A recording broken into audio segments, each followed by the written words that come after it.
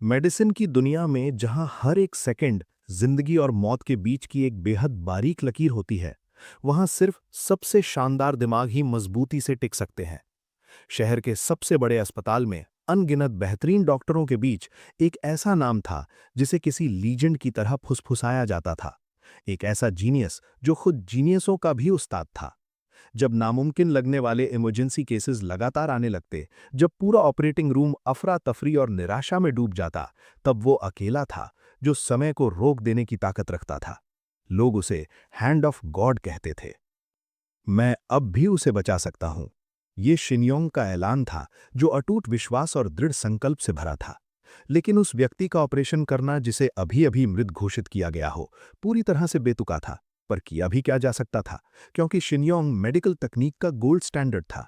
वो एक ऐसा आदमी था जो मरे हुए को भी वापस जिंदगी की ओर ला सकता था, बिल्कुल हैंड ऑफ गॉड की तरह। एक बार जब यूसुंग ने स्कैल्पल उठा लिया, तो किसी भी मुश्किल सर्जरी को सुलझाया जा सकता था। और आज रात की ये सेलिब्रेशन पार्टी इस बात का सबूत थी। भले ही इस बार सबसे बड़ा योगदान उसी का था, लेकिन यूसुंग बहुत खुश नहीं था, क्योंकि उसे पता ही नहीं चला कि कब उसने अपना सारा समय खो दिया था। उसके लिए हर दिन उस जाने पहचाने ऑपरेटिंग रूम के अंदर एक दोहराव मात्र था। मरे हुए लोगों को भी बचाने की क्षमता के कारण यूसुंग को हैंड ऑफ गॉड कहा जाता था।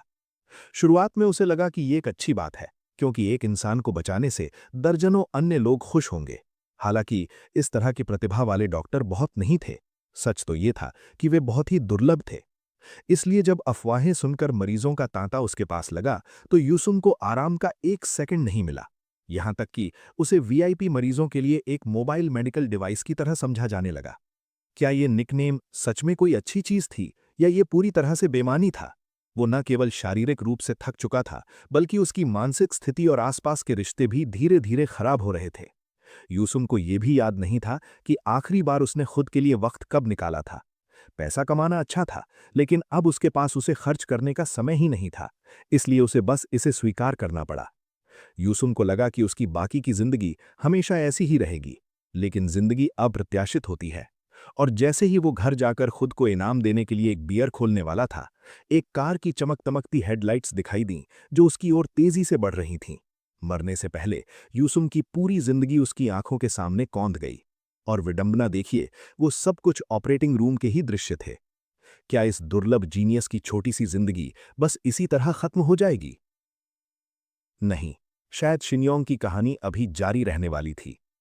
नज़ारा अचानक आधुनिक युग से बदलकर एक प्राचीन महल में बदल गया, और एक छोटे से घर में रे नाम पुकारा गया, और साथ ही उसके मन में क्यों के अनगिनत सवाल थे।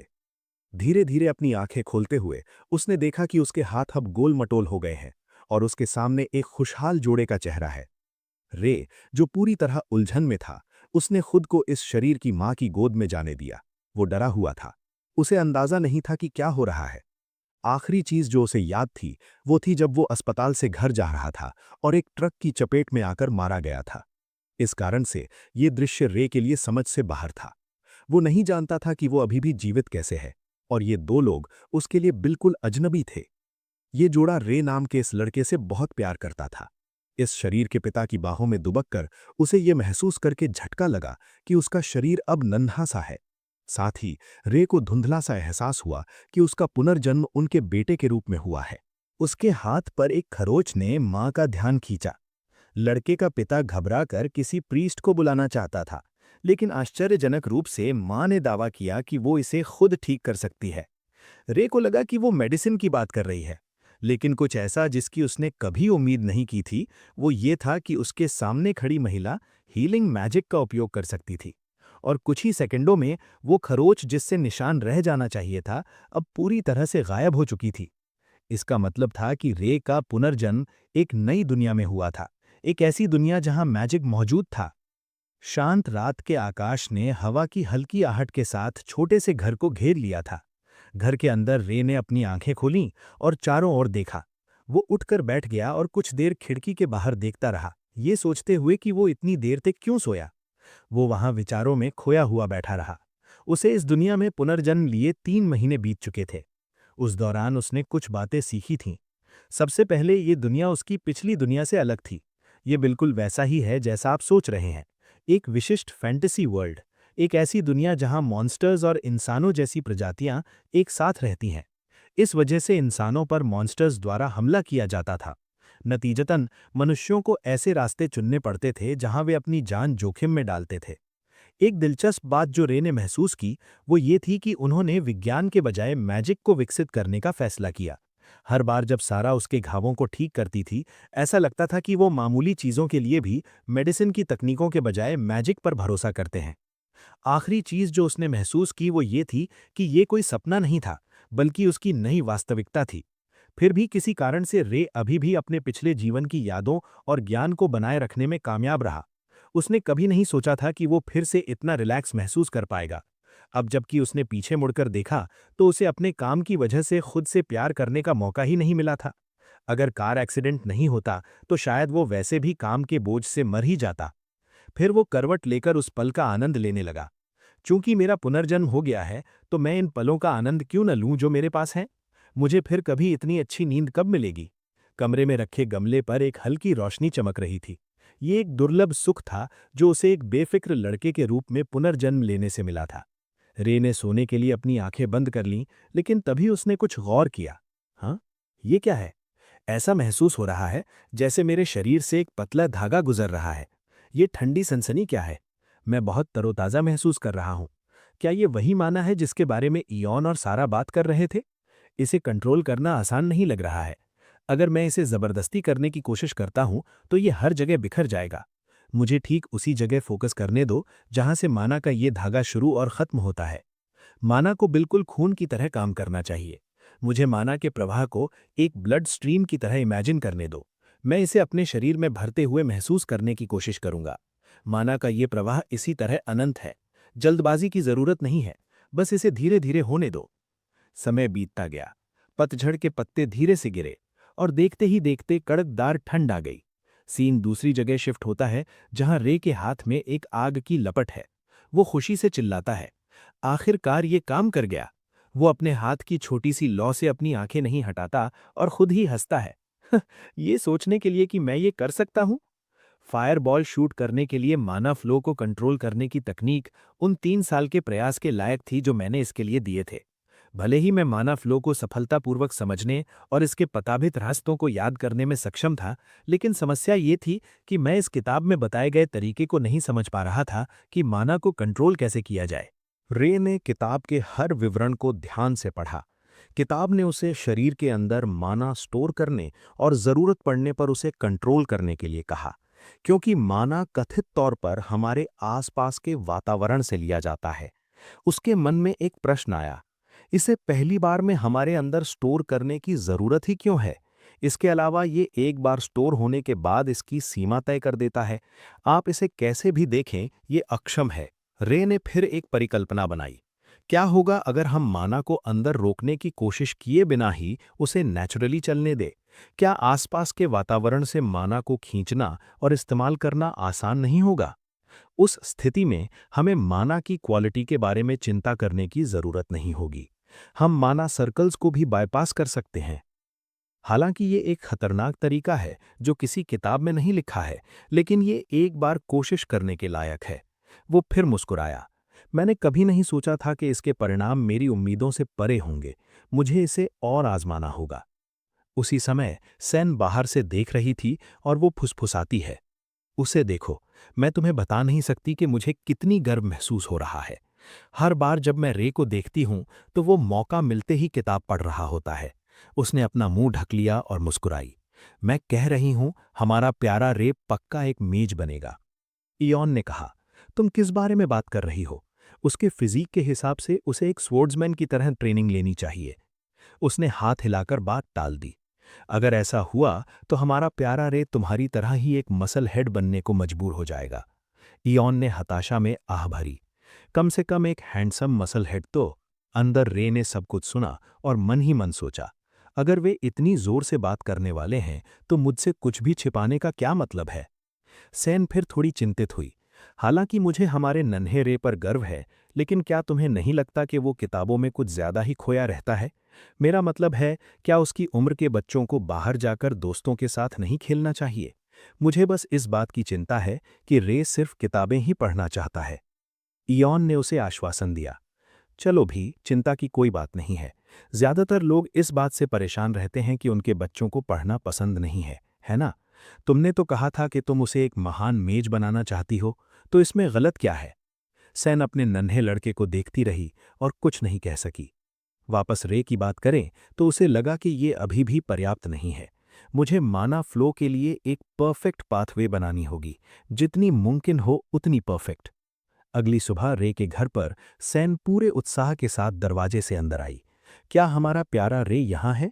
रे ने हाथ में किताब लिए ऊपर देखा और जवाब दिया, हाँ मैं यहाँ हूँ। वो फिर से चिंता किए बिना नहीं रह सकी। वो फिर से पढ़ रहा है। हालांकि मुझे गर्व है कि वो यहाँ किताबें पढ़ रहा है, फिर भी मैं चाहती हूँ कि वो अपनी उम्र के दोस्तों से मिल सके और खेल सके। शायद ऐसा इसलिए है क्योंकि मुझे उसके साथ खेलने का मौका नहीं मिला। अपनी माँ को कुछ न बोलते देख रे उलझन में पड़ गया। कुछ पल के शांत विचार के बाद सैन पास आई और उससे पूछा, रे, क्या तुम मम्मी के साथ कुछ मस्ती करना चाहते हो? वो हैरान रह गया। आपके साथ खेलूं? उसके दिमाग में एक विचार कौंधा। क्या मॉम मुझे मैजिक सिखाने की योजना बना रही हैं? हाँ, मुझे यकीन है कि वो मेरे साथ खेलना चाहती हैं ताकि वो मुझे कुछ चीजें सिखा सकें। रे ने अपना उत्साह दिखाया और तुरंत मान गया। हाँ चलिए खेलते हैं। लेकिन सैन एक पल के लिए रुकी और धीरे से रे को पुकारा। उसने उसे कसकर गले लगा लिया, ये सोचते हुए कि उसका बेटा सिर्फ उसके साथ खेलने के विचार से ही कितना खुश था। मुझे उससे पहले ही पूछ लेना चाहिए था। कुछ समय बाद रे को कहीं और ले जाया गया। उसके चेहरे पर एक हैरान कर देने वाला भाव था। मॉम, किताबों का वो ढेर कहाँ गया? हम सामने के दरवाजे पर क्यों हैं? उसने जवाब दिया। सही कहा, तुम्हें आज किताबों की जरूरत नहीं है, हम बाहर खेलने जा रहे हैं। रे तुरंत पीछे हट गया और इस ऑफर को ठुकरा दिया। ओह नहीं, मुझे लगता है कि मुझे और पढ़ने की जरूरत है। जब मुझे ट्रेनिंग करनी चाहिए तब मैं बाहर खेलने में समय बर्बाद नहीं कर सकता। सैन को रे पर गर्व हुआ और उसने उसे प्यार से गले लगा लिया। मुझे नहीं पता था कि तुम सीखने के लिए इतने उत्सुक हो। मैं तुम्हारा क्या करूं? उसने उसे एक बार फिर मनाने की कोशिश की, लेकिन सिर्फ आज के लिए ठीक है। क्या तुम नहीं देखना चाहते कि बाहरी दुनिया कैसी दिखती है? चलो बाहर चलते हैं और कुछ मजा करते हैं। तभी उसने सोचा, अब जब मैं इसके बारे में सोचता हूं तो रीइंकार्नेट होने के बाद मैं कभी बाहर नहीं गया हूं। मुझे ये भी नहीं पता कि ये दुनिया कैसी है। ठीक है, मुझे लगता है कि एक दिन के लिए बाहर जाना ठीक रहेगा। मन बना लेने के बाद उसने जवाब दिया, ठीक है, चलिए बाहर चलते हैं और कुछ मजा करते हैं। सारा बहुत खुश हुई। परफेक्ट, चलो तुरंत चलते हैं। बाहर कदम रखते ही रे की आंखें चमकने लगीं। वो हर नज़ारे को देख रहा था, क्योंकि वो आसपास के दृश्यों को निहार रहा था जो इतने करीब थे, फिर भी उसने कभी उन पर ध्यान नहीं दिया था। 3 साल जो मैंने घर पर पढ़ने में बिताए, मैंने कभी बाहर जाने के बारे में सोचा भी नहीं था। पत्तियों को देखना, वे विशाल ऊंचे विंड मिल्स, मैंने खुद को ही कैद कर लिया था। एक हल्की हवा चली जिससे रे की रूह तरोताज़ा हो गई। उसे बस वहां खड़ा देखकर सारा बोल उठी, रे तुम क्या कर रहे हो? तुम एक्सप्लोर करने की कोशिश क्यों नहीं करते? रे ने ऊपर देखा और चलना शुरू किया, बाहर अपना पहला कदम रखा। फिर विशाल हरे मैदानों में जितनी तेजी से हो सके दौड़ने लगा। उस पल में रे ने प्रकृति के साथ एक होने का अनुभव किया। फूलों और जंगली घास की खुशबू ने उसके दिल को झकझोर दिया। फिर वो एक चट्टानी हिस्से के पास रुका। उसकी आंखें अपने चारों ओर के शानदार परिदृश्य पर टिकी थीं। उसके सामने के खूबसूरत नज़ारे ने उसे विस्मय में डाल दिया। मेरे रीइंकार्नेट होने से पहले मुझे कभी अपना ख्याल रखने का मौका नहीं मिला। मुझे दबाव में जीने के लिए मजबूर किया गया था। सर्वाइविंग ही सबसे अच्छा था जो मैं कर सकता था। मैंने पहले कभी इतना आज़ाद महसूस नहीं किया। हालांकि मैं खुश हूं कि मेरा जन्म इस दुनिया में हुआ। रे ने अपनी माँ को पुकारा। सारा ने जवाब में कहा। रे उसकी ओर देखने के लिए मुड़ा, खुशी से मुस्कुराते हुए। उसने पूरी ईमानदारी से उससे कहा, थैंक यू मॉम, मुझे बाहर लाने के लिए। दृश्य अचानक बदलता है। एक हॉस्पिटल में एक इमरजेंसी हुई थी और युसुम को नर्सों के साथ मिलकर एक इमरजेंसी मरीज को ले जाने के लिए अपना पूरा जोर लगाना पड़ा। अंतहीन दोहराव का जीवन, मरीजों के साथ पूरा दिन बिताना। उसे कभी आराम नहीं मिला, कुछ मिनटों के लिए भी नहीं। और सर्जरी के दौरान कोई न कोई उसे उकसाता रहता था। यह आवाज़ हमेशा गूंज रही थी, डॉक्टर, अगली सर्जरी 5 मिनट में है। सर्जरी खत्म होने के बाद युसुम गिर पड़ा। मैं थक गया हूँ, पूरी तरह से खत्म। मैं अपनी सीमा तक पहुंच गया हूं। लेकिन नर्सों और मरीजों की आवाजें हमेशा उसे वापस खींचती रहीं। बचाव लीजिए डॉक्टर, आपको जाना ही होगा। अचानक कहीं से एक मधुर आवाज आई, रे रे। सारा की आवाज ने रे को चौंका कर जगा दिया। उसे उस बुरे सपने से मुक्त कर दिया जो उसे हमेशा डराता था। वो धीरे से मुस्कुराई, उसका सिर सहलाते हुए बोली, क्या तुमने कोई डरावना सपना देखा? अपनी माँ की आवाज़ सुनकर रे धीरे धीरे शांत हो गया। मन ही मन सोचने लगा, आह! वो एक सपना था।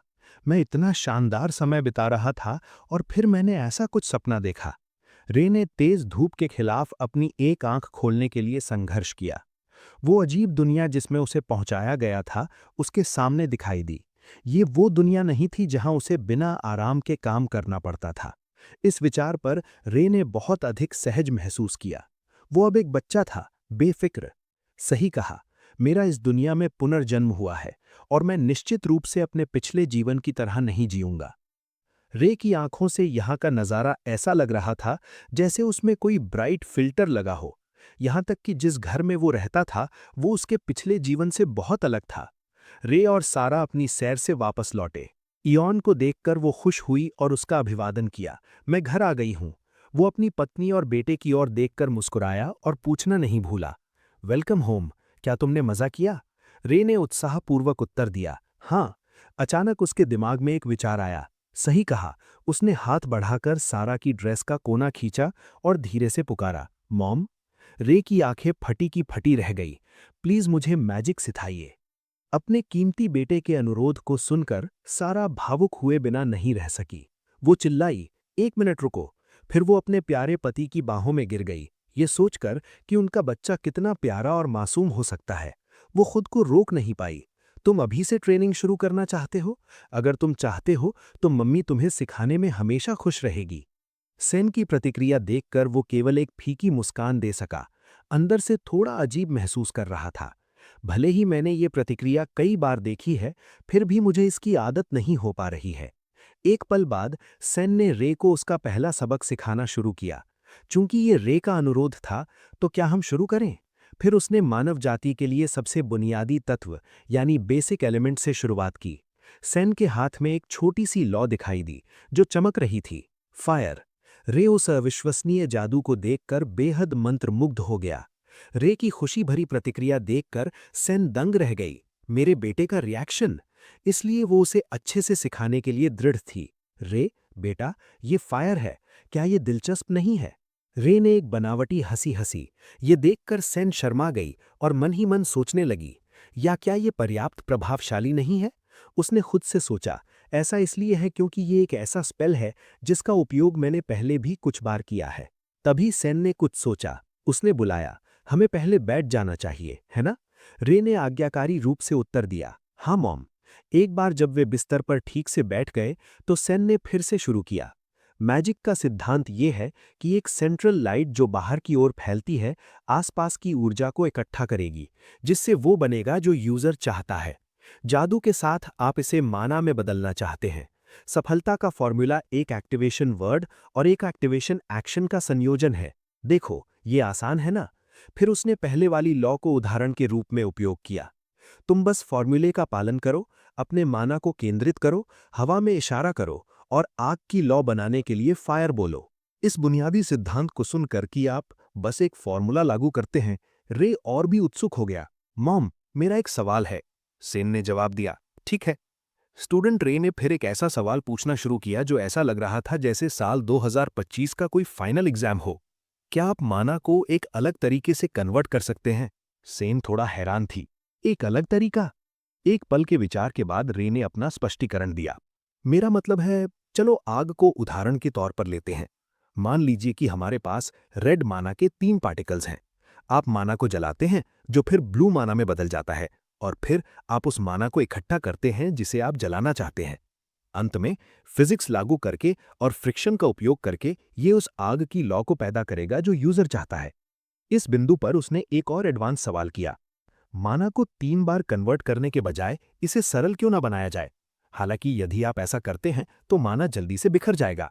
सेन, जो इस पूरे समय अपने बेटे को फटी आंखों से देख रही थी, इस बात से हैरान थी कि अचानक उसके पास इतने साहसी विचार कैसे थे।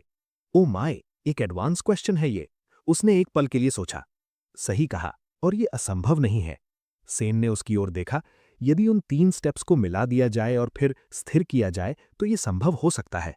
फिर उसने और रे ने एक दूसरे की ओर देखा और हंसने लगे। ये तो बस थ्योरी में है। हालांकि रे अभी भी गहरी सोच में डूबा हुआ था और अपनी ठुड्डी सहला रहा था। इसका मतलब, अपने छोटे से हाथ की ओर देखते हुए रे ने उसे एक मजबूत मुट्ठी में भींच लिया। क्या मैं इसमें और भी एट्रीब्यूट्स जोड़ सकता हूं? वो हैरान था। जैसे ही उसने ये सोचा, उसने अपनी हथेली खोलने का दूसरा स्टेप किया। अचानक उसके हाथ से माना का एक जबरदस्त सैलाब निकला। ये इतना शक्तिशाली था कि ये सीधे छत की ओर जा टकराया, जिसे देखकर सेन और वो खुद भी दंग रह गए। अपनी पहली कोशिश में मिले इस परिणाम को देखकर, जो उसे किसी वीआईपी बोनस की तरह महसूस हो रहा था, उसने मन ही मन सोचा, मैंने कर दिखाया। बगल के कमरे में मौजूद उसके पिता, जो इस धमाके से चौंक गए थे, भागते हुए बाहर आए और पूछा, अभी वो क्या था, क्या हुआ? सेन भी उतनी ही हैरान थी। उस पल वो सोच रही थी कि उसे बिल्कुल अंदाजा नहीं था कि आखिर हो क्या रहा है। रे के खुश और मासूम चेहरे को देखकर उसने मन ही मन सोचा कि जादू इस्तेमाल करने से ठीक एक पहल पहले उसने ध्यान ही नहीं दिया था कि जब वो इसका इस्तेमाल कर रहा था तब माना फ्लो हमेशा गति में था। सेनी की आंखों में चिंता की एक अवर्णनीय झलक कौंध गई। रे ने इस जीवन में छत की ओर देखते हुए खुद से एक सवाल पूछा। एक दोहरावी वाली जिंदगी जहां मैं पूरा दिन मरीजों के साथ बिताता था, लेकिन क्या मैंने इसे कभी महसूस नहीं किया? विचारों की इस कतार ने उसे वास्तविकता से अलग कर दिया, जिससे वो इस दुनिया के अपने माता पिता को भी भूल गया। रे खुद से बुदबुदाया, अगर आप इसे एक एटम की तरह समझे तो इसे समझना आसान है, और अगर आप माना को एक कंपाउंड की तरह जोड़ना शुरू करते हैं तो आपको और ज्यादा माना जोड़ने की जरूरत नहीं है। उसके परिपक्व व्यवहारों को देखकर, जो एक बच्चे के बजाय एक वयस्क की तरह ज्यादा थे, सेनी ने सोचा, रे, इस बच्चे में बहुत सारी अजीब चीजें हैं। उसकी ओर देखते हुए सेनी की आंखों में अचानक आंसू आ गए। नहीं, मैं बहुत ज्यादा केंद्रित हो गया था। उस पल रे अपने मासूम व्यवहार में वापस आ गया और मुस्कुराहट के साथ अपनी मां से पूछा, क्या कुछ गलत है? उसने अजीब तरह से जवाब दिया, बस मम्मी को बहुत गर्व है कि तुम मैजिक इस्तेमाल कर सकते हो। रे ने शान से अपना सिर खुजाया, सच में? मुझे लगता है कि मैं एक जीनियस हूं। पास ही खड़े रो ने भी उत्साह बढ़ाया, हमारा बेटा बहुत अद्भुत है। उस रात जब केवल चांद और तारे ही साथ थे, रे की नींद किसी के आवाज से खुल गई। ये गंभीर समस्या है। क्या होगा अगर उसे इस उम्र में एकेडमी ले जाया जाए? इसे रोकने के लिए हमें अपनी पूरी कोशिश करनी होगी। रो डाइनिंग टेबल पर बैठा सेनी को सांत्वना देने के लिए उसका हाथ थामे हुए था। रे ने उनकी बात का एक अंश सुना और सोचा, क्या वे मेरे बारे में बात कर रहे हैं? रो ने आह भरी, मुझे पता है कि ये उतना आसान नहीं है जितना मैं कह रहा हूं। सेनी ने जवाब दिया, रे एक ऐसा जीनियस है जो सैकड़ों नहीं बल्कि हजारों सालों में एक बार पैदा होता है। अगर वो एकेडमी की नज़र में आ गया तो। सेनी की आवाज़ अनियंत्रित रूप से कांपने लगी। अपने कमरे में रे करवट बदल रहा था। एकेडमी के बारे में उसकी उत्सुकता बढ़ती जा रही थी। मुझे नहीं पता कि एकेडमी कैसी है, लेकिन ऐसा लगता है कि मुझे वहां घसीटा जा सकता है। इस विचार के साथ उसकी मुट्ठी खिंच गई और उसने एक संकल्प किया, ऐसा होने से रोकने के लिए मुझे शक्ति की जरूरत होगी। मैं तो बस मजे के लिए मैजिक सीखना चाहता था, लेकिन अब मैंने अपना मन बदल लिया है। मुझे एब्सोल्यूट पावर हासिल करनी होगी। विचारों का ये सिलसिला जल्द ही रे को वापस नींद की आगोश में ले गया। कई साल बीत गए। एक शांत रात के बाद नजारा धीरे धीरे उजला हुआ। एक पंछी ऊंची डाली पर पहले से ही गा रहा था। खिड़की से सूरज की रोशनी छनकर आ रही थी, जिससे पूरा कमरा रोशन हो गया था। मेज पर एक मोमबत्ती अपने आधे से ज्यादा हिस्से तक जल चुकी थी और कुछ अधपड़ी किताबें खुली पड़ी थीं। एक सफेद बालों वाले युवक ने लंबी नींद के बाद अंगड़ाई ली। खिड़की के बाहर देखते हुए वो बुदबुदाया, क्या सुबह हो गई? बिस्तर से जल्दी से उठते हुए उस युवक ने अपना सिर खुजलाया और खुद को डांटा, चूंकि मैं बहुत गहरी नींद सोता हूं, मुझे पता ही नहीं चलता कि कितना समय बीत गया। तो क्या मुझे अब एक्सप्लोरिंग पर जाना चाहिए? उसी पल बुद्धिमान आंखों वाला एक चमकदार चेहरा सामने आया। ये युवक रे था, जो अब 15 साल का हो चुका था। उस समय को याद करते हुए जब उसने पहली बार माना पर नियंत्रण दिखाया था, रे ने तुरंत अपने लक्ष्य की ओर काम करना शुरू कर दिया था। जादू पर उसके प्रयोग और शोध और भी जटिल होते गए।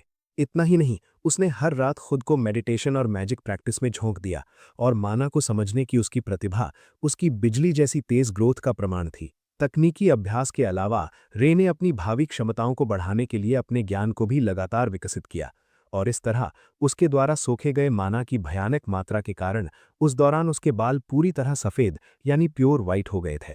वर्तमान में वापस आते हुए रे अब एक किशोर था। उसे अचानक कुछ याद आया। ओह, सही कहा, मुझे इसकी भी जरूरत है। फिर उसने लगन से कुछ लिखना शुरू किया। मुझे नहीं पता कि मैं अपने मेडिकल नॉलेज का कितना उपयोग कर पाऊंगा, लेकिन चलो एक कोशिश करते हैं। इस समय उस बोर्ड पर लिखे शब्दों को स्पष्ट रूप से देखा जा सकता था। मैं किसी भी बीमार व्यक्ति को ठीक कर सकता हूँ। गहरी सांस लेते हुए उसने मन ही मन सोचा, लेकिन जाने से पहले शायद एक आखिरी बार। सबसे पहले एक धधकती लाल लपट निकली, फायर। दूसरा, हवा से एक बवंडर उठा जिससे हवा पैदा हुई। अंत में उसने पानी और नमी को संघनित करके बर्फ बनाई। उसने अपना हाथ सीधे हवा में उठाया और सीधे माना का उपयोग करके तीनों एलिमेंट्स को एक साथ नियंत्रित किया। परिणाम से संतुष्ट होकर सिल्वर बालों वाले रे ने खुद को शाबाशी दी। बढ़िया, ये परफेक्ट है। तो अब मुझे वास्तव में चलना चाहिए, है ना? इसके साथ ही वो सीधे शहर की ओर चल पड़ा। रे ने जमीन पर एक छोटी लकड़ी की खूंटी गाड़ी। ये उस छोटे से बोर्ड का स्टैंड था जो उसने अभी अभी लिखा था। क्षेत्र का सर्वेक्षण करते हुए रे खुद से बुदबुदाया, ये जगह ठीक लग रही है, ये थोड़ा शर्मिंदगी भरा है।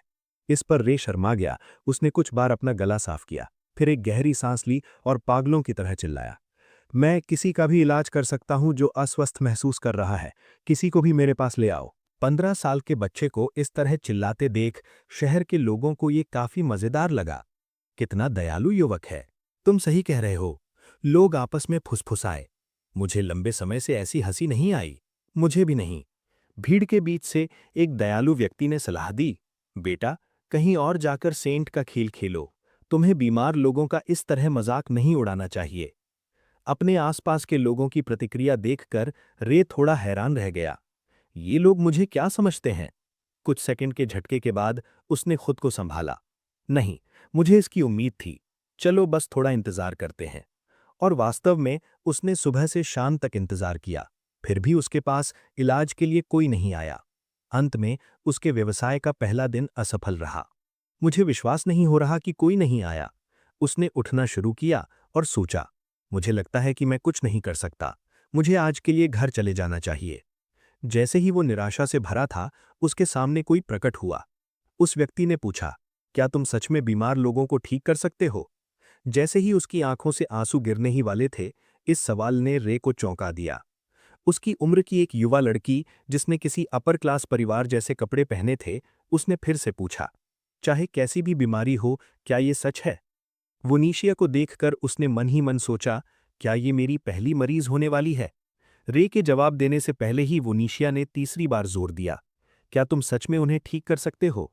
रे थोड़ा पीछे हटा और जवाब दिया, ठीक है, पहले मुझे उनकी जांच करनी होगी। युवा लड़की ने अपने होंठ भींच लिए, रे की आंखों में सीधे जांच भरी नजरों से देखा। वोनीशिया पीछे नहीं हटी और सीधे तौर पर उसकी आलोचना की, अपना अविश्वास दिखाते हुए। मुझे पता था, ये सोचना भी बेवकूफ़ी है कि तुम्हारे जैसा मूर्ख किसी को ठीक कर सकता है। उसके शब्द उसके सीने में तीर की तरह लगे, जिससे रे तुरंत गुस्से में आ गया। गंभीरता से वो चिल्लाया, अरे छोटी! वोनीशिया, जो अभी जाने के लिए मुड़ी ही थी, वापस खींच ली गई। उसने गुस्से में उसे घूरा, क्या छोटी? रे का चेहरा काला पड़ गया। उसने एक एक शब्द साफ साफ बोला, मैं सड़क पर चलने वाला कोई बेकार 15 साल का लड़का लग सकता हूं, लेकिन इस दुनिया में एक भी ऐसा मरीज नहीं है जिसे मैं ठीक ना कर सकूं। दिखावे के आधार पर आंकना बंद करो। उसके शब्द और आत्मविश्वास से भरा ऑरा चमकता हुआ लग रहा था। रे को इस तरह देखकर वोनीशिया थोड़ा शर्मा गई। ये कितना नासमझ बच्चा है। उन्हें बहुत कम अंदाजा था कि 15 साल के लड़के के शरीर के अंदर अस्पताल का एक कुशल डॉक्टर था, जिसने घर से ज्यादा समय अस्पताल में बिताया था। अब उसका चेहरा देखते हुए वोनीशिया ने मन ही मन सोचा, लेकिन भरोसे की ये भावना, ये अजीब एहसास क्या है? इस विचार पर उसने पुनर्विचार किया। हाँ, तुम सही कह रहे हो, मैं माफी चाहती हूँ।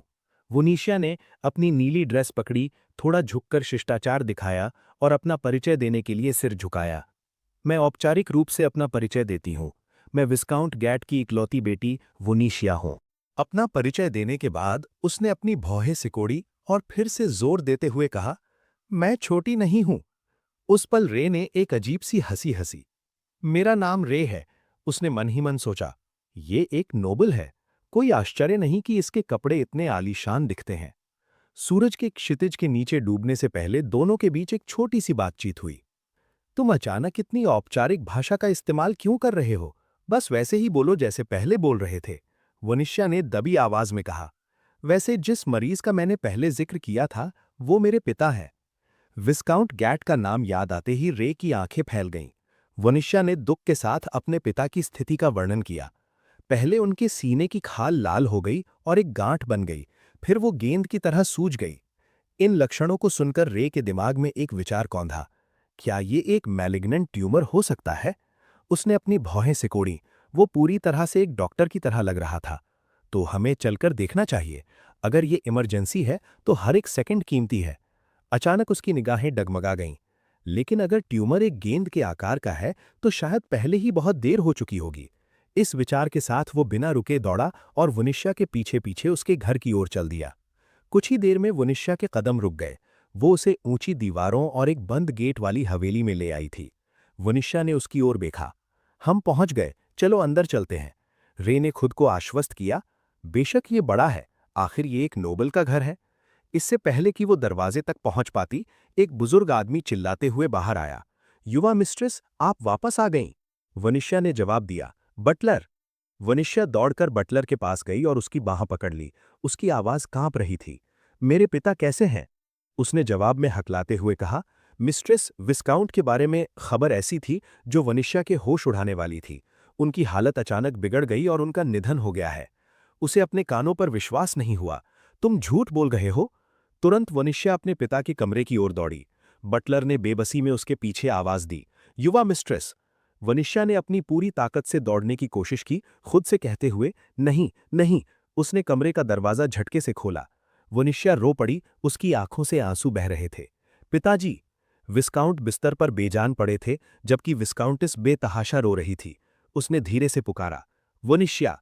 इसे बर्दाश्त ना कर पाने के कारण वनिशा सुबकते हुए उनके पास दौड़ गई। नहीं पिताजी, प्लीज। तभी मरीज की स्थिति का निरीक्षण करने के लिए रे वहां पहुंचा। क्या मैं एक नजर देख सकता हूं? हवा में एक गहरा डार्क ऑरा भर गया था और विस्काउंट के सीने पर ट्यूमर पूरी तरह से काला पड़ चुका था। रे ने उस ट्यूमर की हल्की नब्ज पर ध्यान केंद्रित किया। उसने मन ही मन सोचा, ये काफी कमजोर है, लेकिन मैं अभी भी इसे महसूस कर सकता हूं। और फिर उसकी हथेली में माना का एक चमकता हुआ गोला दिखाई दिया। उसने ऐलान किया, वो अभी भी जीवित है। विस्काउंटिस और विस्काउंट के गार्ड के कप्तान ने उसकी बातों पर फटी आंखों से उसे देखा। वनिशा ने धीरे से उसकी आस्तीन खींची और फुसफुसाते हुए कहा, रे, मेरे पिता। उसने आंसू भरी आंखों से उसकी ओर देखा, प्लीज उन्हें बचा लो। रे मुस्कुराया। उसने एक भरोसेमंद भाव से उसकी ओर देखा और दो शब्दों में जवाब दिया, चिंता मत करो। रे की मौजूदगी ने हवेली में हर किसी को उत्सुक कर दिया। जैसे ही एक अजनबी आदमी उस बच्चे से सवाल करने के लिए आगे बढ़ा, ये कौन है? उसके बगल में बैठी विस्काउंटिस ने जवाब दिया, मुझे यकीन नहीं है। ऐसा लगता है कि वो अलीशिया के साथ आया है। ये सुनकर वो उत्तेजित हो गया। एक अज्ञात कॉमनर को विस्काउंट की हवेली में आने की अनुमति कैसे दी जा सकती है?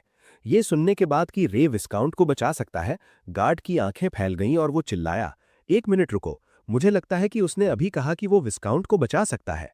उनके बगल में खड़ी दासी ने कांपती आवाज में कहा, वो शायद कोई ठग है। वो शायद यहां कुछ कीमती चुराने की योजना बना रहा होगा। मालकिन अपने पति के लिए इतनी चिंतित थी कि उसने ज्यादा ध्यान नहीं दिया। वो बुरी तरह सुबक रही थी। इससे अब कोई फर्क नहीं पड़ता। मैं बस उम्मीद की उस आखिरी किरण को पकड़ना चाहती हूं कि ये लड़का कोई चमत्कार कर सकता है। फिर उसने उसके उज्ज्वल, आत्मविश्वास से भरे चेहरे की ओर देखा और अपने सामने खड़े उस युवक पर अपना पूरा भरोसा जता दिया। वापस रे और उसके मरीज के पास, उसने विस्काउंट के सीने पर ट्यूमर को देखा और मन ही मन सोचा कि उसे विश्वास नहीं हो रहा था कि ये चीज इतनी बड़ी हो सकती है और पूरी तरह काली होने तक सड़ सकती है। जैसे ही उसने ये सोचा, उसकी उंगली की नोक से एक तेज चाकू दिखाई दिया। पहले मुझे अपने माना को एक स्कैल्पल के रूप में केंद्रित करना होगा। उस पल गार्ड और बटलर ने उसकी अजीब हरकत देखी। उनके चेहरे पीले पड़ गए और गार्ड तुरंत चिल्लाया, तुम्हें क्या लगता है कि तुम क्या कर रहे हो? गार्ड के चिल्लाने से रे के कान बजने लगे। जब गूंज कम हुई तो रे मुड़ा और गार्ड से पूछा, तुम्हें क्या लगता है कि मैं क्या कर रहा हूं? मैं उन्हें ठीक करने की कोशिश कर रहा हूं। गार्ड वापस चिल्लाया, बकवास मत करो, तुम इस तरह उन्हें कैसे ठीक कर सकते हो? गार्ड के अविश्वास को देखकर उसने हल्की धमकी दी, अगर आपको मुझ पर भरोसा नहीं है तो मैं अभी रुक सकता हूं, कोई समस्या नहीं है। उसके ताने ने गार्ड को अवाक कर दिया। ये कमीना! गार्ड कप्तान की तीव्र प्रतिक्रिया को देखते हुए बोल पड़ी। उसने उसकी ओर देखा। उसका चेहरा दुख से भरा था और कहा, अभी के लिए बस इस लड़के पर भरोसा करते हैं। कहे जाने के बाद उसके पास सहमत होने के अलावा कोई विकल्प नहीं था। मैं समझता हूं माय लेडी। फिर रे ने लापरवाही से अपना हाथ हिलाया और गार्ड को दूर भगा दिया। ठीक है, चुप रहो और रास्ते से हट जाओ। तुम अब मुझे परेशान कर रहे हो। कुछ भी न करने में असमर्थ, गार्ड ने अपने दांत पीस लिए, सोचते हुए, ये घमंडी लड़का। अपने काम पर वापस लौटते हुए रे ने एक सांस ली। जब मैं इस ट्यूमर को चुभोता हूं तो खून के बजाय मवाद निकलता है। गांठ को दोबारा देखते हुए उसने अपना आकलन किया। ये अब सिर्फ ट्यूमर नहीं है, ये त्वचा का एक पैच है जो टॉक्सिन्स के कारण नेक्रोटिक हो चुका है। उसकी आंखों में चिंता की एक झलक कौंधी। उसी पल बूढ़े व्यक्ति के चारों ओर नीले माना की एक धारा घूमने लगी।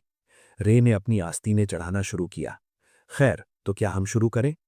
उसने एक तेज सर्जिकल ब्लेड बनाने के लिए अपने माना को केंद्रित किया। सबसे पहले मुझे सभी नेक्रोटिक टिश्यू को काटकर अलग करना होगा। उसने गांठ के आधार पर ब्लेड की नोक डालना शुरू किया। देखने वाले लोग उसकी तकनीक को देखकर विस्मय में थे। ट्यूमर निकालने के बाद अगला कदम उनके सीने को खोलना और एक इंसिजन लगाना था। अचानक रे की नज़र किसी चीज पर पड़ी जिससे वो थोड़ा घबरा गया। पसलियों के पीछे आदमी के दोनों फेफड़े गहरे लाल रंग के थे। उसने मन ही मन सोचा, जैसा कि मैंने सोचा था, उसके फेफड़े भी सड़ने लगे हैं। मुझे आश्चर्य है कि इसे कितने समय तक ऐसे ही छोड़ा गया था। फिर उसने सर्जरी जारी रखी। लेकिन दूसरे नजरिए से देखें तो विस्काउंट वास्तव में काफी भाग्यशाली थे। सड़ा हुआ क्षेत्र बहुत बड़ा नहीं है, इसलिए भले ही मैं इस पूरे हिस्से को निकाल दूं, फिर भी वो ठीक होने में सक्षम होना चाहिए। माना कि एक नई धारा प्रकट हुई जिससे विस्काउंट का सीना चमक उठा।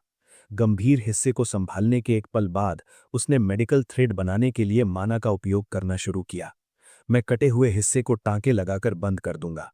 माना के धागों का उपयोग करते हुए वो अब पूरी तरह सीने पर टांके लगाने पर केंद्रित था। देखने वाले अवाक रह गए।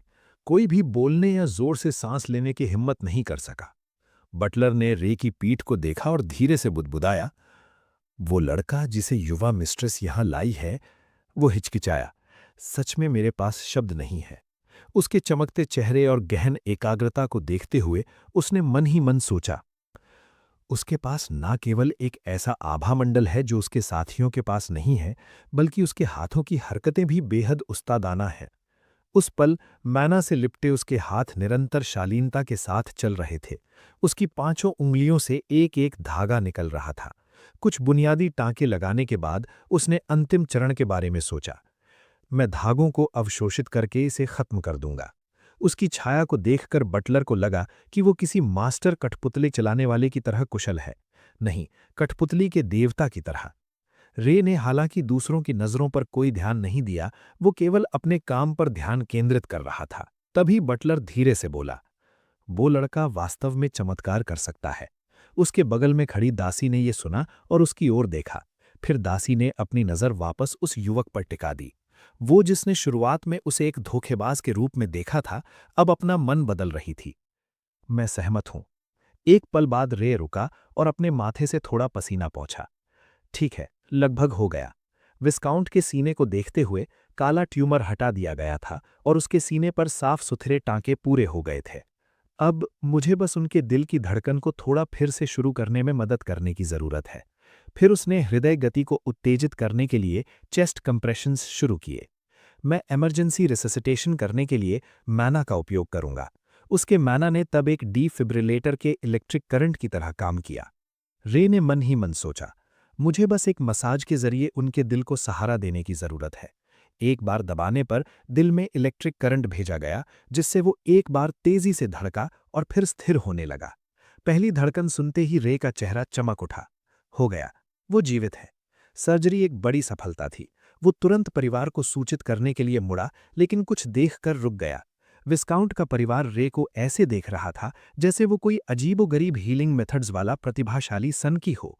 रे की आंखें फटी रह गईं। वो सोचने लगा कि उनके इन भावों का क्या मतलब है। फिर उसने विस्काउंट की ओर देखा, जिनके मुंह से खून निकल रहा था। रे को तुरंत समझ आ गया।